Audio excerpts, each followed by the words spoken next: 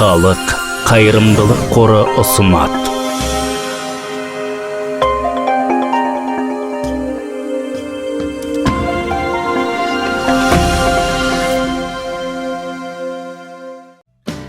Трансформаторлар айнымалы тоқты бір қысыммен қабылдап, оны басқа қысыммен шығара алады.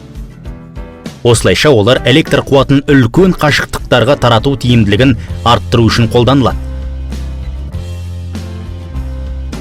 Бұл бейнеде біз 3 фазалы трансформатордың ең қарапайым құрылғысының жұмыс істеу қағидасы мен құрылымын қарастырамыз.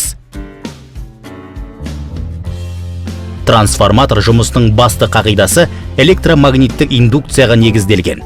Бұл қағидаға сай, контурмен байланысы бар айнымалы магнитті өріс оның ішінде электр қозғаушы күшін немесе ЭКК туғызады.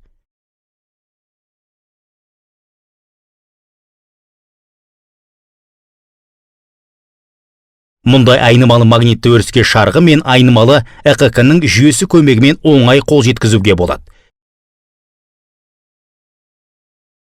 Өткізгіштен тоқ өткен кезде магнитті өріс түзіледі. Шарғының түсетін магнитті өрісі суретте көрсетілгендей болады. Айнымалы тоқтың табиғаты тербелмелі болғандықтан, шарғының магнитті өрісі де тербелетін болады.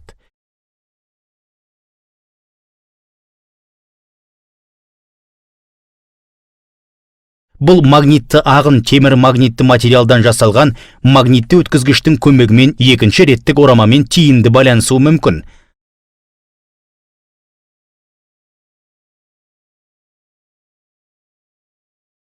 Аталған айнымалы магнитті өріс электромагнитті индукцияның арқасында екінші реттік орамалдарда ЭКК тудырады.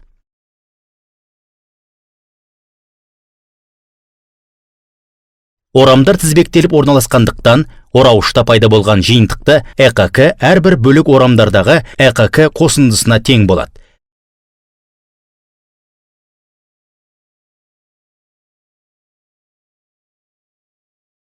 Бірінші және екінші реттік орама арқылы бір магнитті ағын өткендіктен бірінші ораманың ЭКК мен екінші ораманың ЭКК тең болады.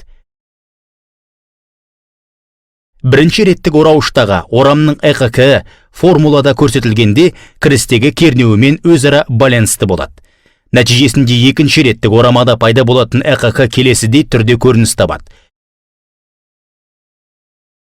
Бұл екінші реттік орамадағы орам санын бірінші орамдағыға қарағанда азайту арқылы кернеуді төмендетуге болатынын білдіреді.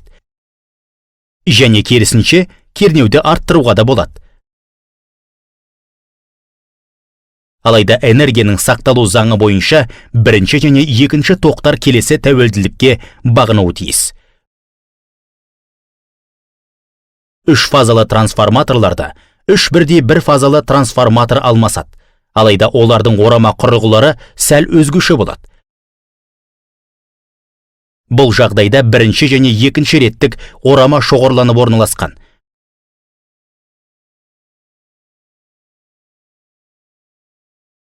Үш фазалы трансформаторда тағы 2 жұп осындай орамалар қолданылады. Жоғары қуатты трансформаторларда әдетте дискілі орама деп аталатын арнайы орамалар қолданылды. Оларда бөлек дискілік орамалар ішкі және сыртқы өткелдер көмегімен кезектесіп біріктірілген.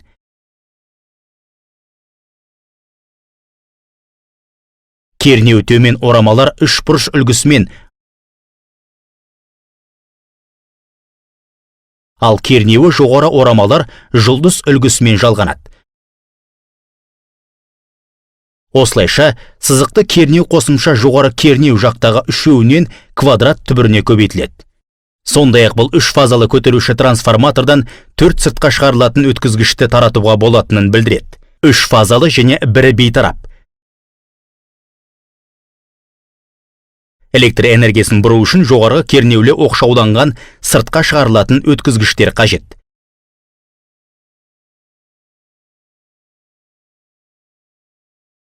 Трансформатордың магнит өткізгіші жұқа оқшауланған болат тілімшелерден жасалуы мүмкін. Осындай болат тілікшелер көрсетілгендей 3 фазалы білік құрылу үшін бірге топталады. Бұл тілікшелер құйынды тоқтардың түзілуіне байланысты электр энергиясы шығынын қысқарту қызметін атқарады. Төмен кернеулі орамалар әдетте магнит өткізгішке неғұрлым жақын орналасады. Энергияның бірінші реттік орамадан екінші реттік орамаға өту кезінде түрлі энергия шығындары орын алады.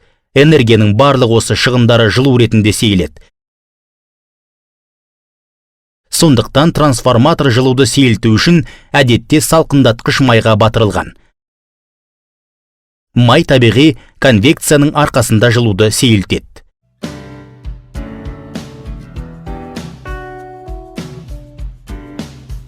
Жылуды сіңірген сайын ыдыстағы майдың көлемі ұлғаяды. Бұл көлемнің арту мәселесі кеңейткіш бактың көмегімен шешіледі.